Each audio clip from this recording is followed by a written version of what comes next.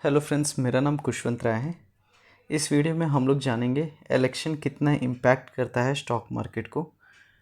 और यहाँ पे अब दो क्वेश्चन रेज होता है। पहला, कौन बनेगा अगला प्राइम मिनिस्टर, और सेकंड क्वेश्चन है स्टॉक मार्केट पे कितना इम्पैक्ट करेगा। इस वीडियो में हम लोग जानेंगे। जैसे कि मैं अपने सारे वीडियोस में एक बैक टेस्ट स्ट्रैटेजी अप्लाई करता हूँ, और जो अपने चार्ट्स पे हो गए या फंडामेंटल पे हो गए, जो कंपनी के क्वार्टरली परफॉर्मेंस या ईयरली परफॉर्मेंस में जो बैक टेस्ट स्ट्रैटेजी अप्लाई करता हूँ, in the same way same strategy मैंने इसमें भी अप्लाई किया है। इसलिए मैंने पूरे 1999 का डेटा से लेके 2019 तक का डेटा जो है मैंने पुल किया है, और इसके बेसिस में क्या परफॉर्मेंस शो किया है इस वीडियो में मैंने कोशिश किया है कवर करने का। जब 6 अक्टूबर 1999 को बीजेपी जीता था और लेट अटल बिहारी वाजपेयी जी जब प्राइम मिनिस्टर बने थे, तो यहाँ पे आप देख सकते हैं 5 अक्टूबर 1999 को उस टाइम पे स्टॉक चल रहा था 1372, और जब ये जीते थे 6 अक्टूबर को, यहाँ 1 वीक तक आप देख सकते हैं एक अप ट्रेंड में रहा, और 15 अक्टूबर 1999 को 1505 को ओपन हुआ था। तो इससे आप ये देख सकते हो क्योंकि जब सेम प्राइम मिनिस्टर दोबारा बने थे तो एक अपसाइड डायरेक्शन रहा। तो क्या ये सेम थिंग हमेशा आगे भी सेम एप्लीकेबल हुआ है? तो इस यही चीज़ को एनालिसिस करने के लिए मैं थोड़ा अच्छे से गया कि और आगे क्या क्या स्टोरी होता है, क्या नहीं होता है। तो फिर नेक्स्ट जो है 2004 में अटल बिहारी वाजपेयी जी का इलेक्शन में हार हो जाती है, तो फिर कांग्रेस जीत जाता है और मिस्टर मनमोहन सिंह जो है as a prime minister appoint होते हैं। तो यहाँ पे आप देख सकते हैं जैसे कि यहाँ पे प्राइम मिनिस्टर चेंज हुआ है, तो यहाँ पे मार्केट जो है अपसाइड ज़रूर खुला है 13 मई के बाद। 14 में अपसाइड ज़रूर खुला है, बट यहाँ से एक डाउनवर्ड डायरेक्शन में गया और वहाँ से एक स्टेबल हो गया है। तो हाँ, यहाँ पे एक मार्केट इम्पैक्ट करता है अगर प्राइम मिनिस्टर चेंज हो रहा है तो। इसलिए इम्पैक्ट करता है क्योंकि जितने भी इनके कॉन्ट्रैक्ट्स थे, जितने भी काम करने के तरीके थे, जितने भी पुराने वाले के जो पेंडिंग थे, वो सारे जो मैक्सिमम पेंडिंग रह सकते हैं, क्या वो आगे कंटिन्यू होगा या नहीं होगा, ये सारे थिंग जो है क्वेश्चन मार्क आते हैं, ये सारे थिंग फैक्टर्स में आते हैं। तो इसके वजह से जो है ये इम्पैक्ट करता है, और यहाँ से जो स्टॉक मार्केट थोड़ा इम्पैक्ट कर देता है, और इसके वजह से जो है ये स्टॉक्स जो है नीचे गिरता है, और उसके बाद फिर से जैसे has it is normal stable हो जाता है। फिर नेक्स्ट इलेक्शन आता है 16 मई 2009 में, और यहाँ पे दोबारा कांग्रेस जो है दोबारा जीत जाते हैं, मिस्टर मनमोहन सिंह फिर से प्राइम मिनिस्टर बनते हैं, और यहाँ से जो है जैसे कि सेम प्राइम मिनिस्टर आने पे एक हैज़ इट इज़ जो है एक अपसाइड डायरेक्शन में रहा। 3597 से लेके 1 week within 2 to 3 days में 4318 तक गया, यानी हार्डली जो है 800 पॉइंट्स जो है अपसाइड डायरेक्शन में गया, और उसके बाद से एक स्टेबल हो गया, जो एक अच्छा मतलब बैक टेस्ट से दो थिंग तो कंफर्म होता है क्योंकि अगर सेम प्राइम मिनिस्टर आ रहा है तो 2 से 3 दिन तक तो एक अपसाइड डायरेक्शन जा रहा है, और उसके बाद से जो है फ्लैट हो जा रहा है। नेक्स्ट जब इलेक्शन हुआ था तो इस बार जो है 16 में 2014 में बीजेपी इलेक्शन जीत जाते हैं, और मिस्टर नरेंद्र मोदी जो है प्राइम मिनिस्टर बन जाते हैं। यहाँ पे एक थिंग होता है क्योंकि जब भी बैक टेस्ट स्ट्रैटेजी में हमें ये पता चला था कि जब भी कोई सेम मतलब प्राइम मिनिस्टर चेंज होता है तो यहाँ पे मार्केट इम्पैक्ट होना चाहिए, बट यहाँ पे आप देख सकते हैं कि मार्केट इम्पैक्ट नहीं हुआ, उल्टा ये स्टेबल रहा। रीज़न क्या है?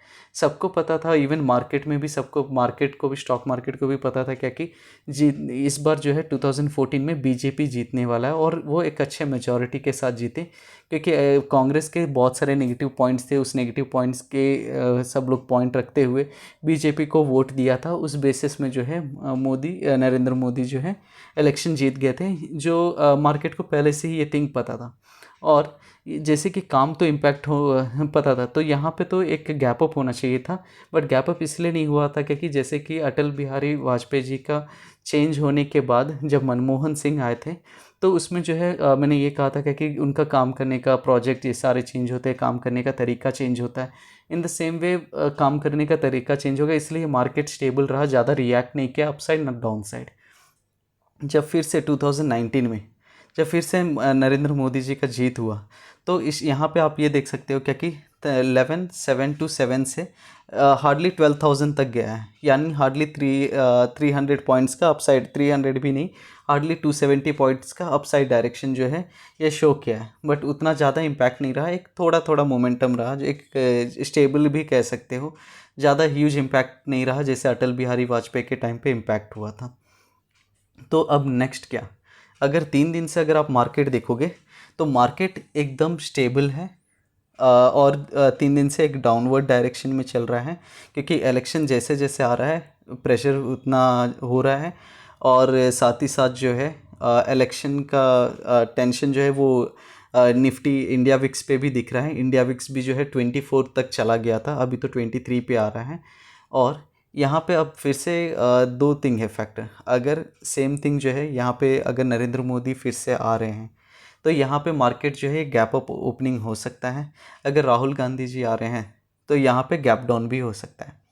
तो यहाँ पे क्लियर इंडिकेशन है क्या कि नरेंद्र मोदी जी आने पे गैप अप आएगा, और ये बहुत सारे फैक्टर्स है, क्योंकि यहाँ पे अमित शाह जी ने, नरेंद्र मोदी ने, निर्मला सीतारमन ने जो फाइनेंस मिनिस्टर है उन्होंने भी क्लियर इंडिकेशन दे दिया क्या कि मार्केट जो है बूस्टअप होने वाला है, अपसाइड डायरेक्शन जाने वाला है, गैप अप ओपनिंग होने वाला है। ये सारे इंडिकेशन जो है पहले ही बता दिया गया था। तो यहाँ पे एक थिंग फैक्टर, अगर हम लॉजिकली देखेंगे क्या ये पॉसिबल है, तो मेरे हिसाब से हाँ ये पॉसिबल है। क्यों? क्योंकि अगर आप निफ्टी 50 का ना अगर आप चार्ट देखोगे तो 1 मंथ से एक स्टेबल ही रहा है, ना एक अपसाइड डायरेक्शन गया ये, ना एक डाउन साइड डायरेक्शन गया, सारे स्टेबल ही रहे। मार्च के रिजल्ट्स आए थे, मार्च के रिजल्ट्स इतने अच्छे थे, फिर भी ये अपसाइड डायरेक्शन गया नहीं, और एक स्टेबल ही मेंटेन करते रहा। और नीचे भी जाना चाहिए था, एटलीस्ट ख़राब रहा तो नीचे जाना चाहिए था, अच्छा रहा तो ऊपर जाना चाहिए था, बट मार्केट ने इम्पैक्ट नहीं किया क्योंकि इलेक्शन का टेंशन था इस वजह से। तो यहाँ पे मंडे जैसे कि एग्जिट पोल का रिज़ल्ट आ गया है, और इसमें क्लियर इंडिकेशन है क्या कि बीजेपी जीत रहा है, नरेंद्र मोदी जी फिर से प्राइम मिनिस्टर बनने वाले हैं। तो इससे मंडे एक गैप अप ओपनिंग हो सकता है। अगर मंडे गैप अप ओपनिंग हो रहा है तो ये क्लियर साइन है क्या कि अगर नरेंद्र मोदी जी फिर से प्राइम मिनिस्टर बन रहे और रिज़ल्ट पूरे अच्छे आ जा रहे हैं तो एक अच्छा इम्पैक्ट हो सकता है। फिर से 2 से 3 दिन जो है एक मार्केट अपसाइड डायरेक्शन जा सकता है।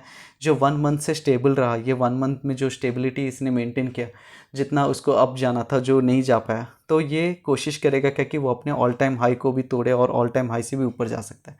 अगर आप यहाँ पे देखोगे 52 वीक का ऑल टाइम हाई जो है वो है 23,110। तो अभी जो मार्केट चल रहा है वो है 22,530 का चल रहा है मार्केट। तो यहाँ पे क्लियर इंडिकेशन है क्या कि ये अपने ऑल टाइम हाई के पास तो ज़रूर जाएगा। तो अगर ऑल टाइम हाई के पास जा रहा है तो 600 पॉइंट्स जो है ये अपसाइड जाएगा ही जाएगा। और अगर इन केस अगर जो स्टेबिलिटी मेंटेन रखा और जो और भी ऊपर जाना था, तो मेरे हिसाब से जो टारगेट बनना चाहिए वो है 23,500। 23,000 जो है ये 500 तक रीच हो सकता है। तो ये मेरा इमेजिनेशन है, यह आज से भी ऊपर जा सकता है। तो ये वीडियो जो है सिर्फ एक लर्निंग पर्पस के लिए, इसमें कोई भी बाय एंड सेल करने का सजेशन नहीं है। अगर इनकेस आप बाय या सेल करना चाह रहे हैं आप अपने स्टॉक एडवाइज़र का हेल्प ज़रूर ले सकते हैं। तो दैट्स इट फ्रेंड, इतना ही है इस वीडियो में। Thanks for watching.